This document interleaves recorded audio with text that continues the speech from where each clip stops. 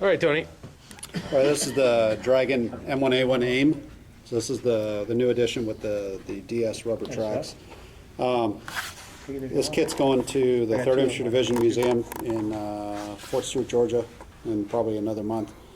Will Thorson is doing the crew members. He's got a loader and a tank commander for So me. it doesn't need to be there for 4 months? Yeah, I was gonna say, I'll take that. Oh, this 2 years. He's doing this fast. Yeah, so Unlike me. So hopefully I'll have it done in another week or so. I still got to do all the stowage and the gear and all that stuff.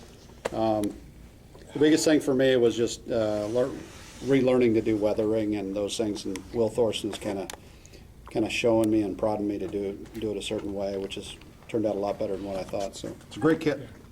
You said DS track. DS track. Really nice. But I love DS track, but it's also usually way over length. it is. I cut three blocks off on each side.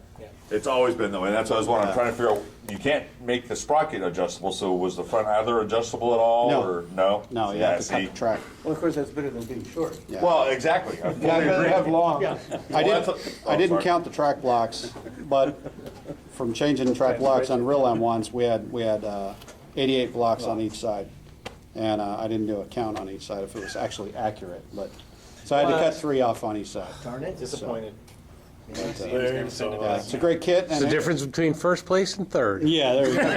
Right, Mark? If he was stupid enough to have opened the side skirts, it could be a deciding factor. How many blocks are Yeah, there you go. So I'm not a track block counter. So Oh, you get your but- license pulled.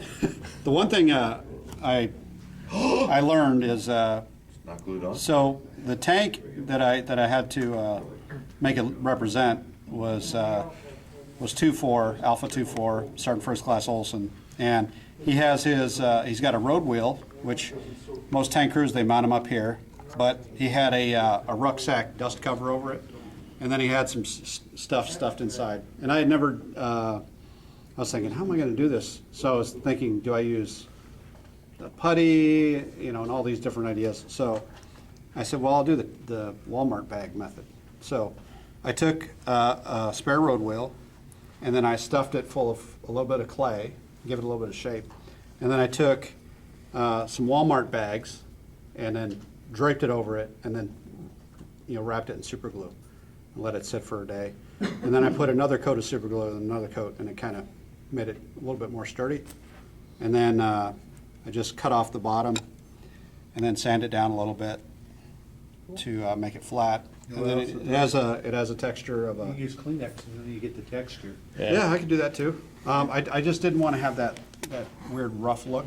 I just So- take it, soak it in white glue and lay it over it. No, that'll And it'll work. mold out. Okay. What does the super glue do to it? It just hardens and gives it like a hard shell. Okay. So, What's the significance of this particular tank? well, it was Alpha 2-4. It was number 4, number 4 on the convoy of Thunder Run in Baghdad in 2003, when they went down the freeways and basically busted in the doors of Baghdad. And this was vehicle number 4.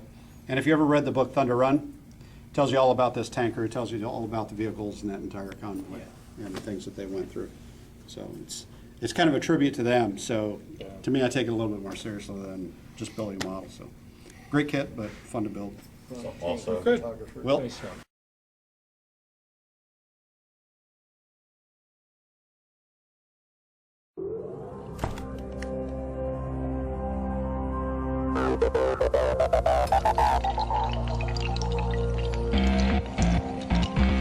Thank you.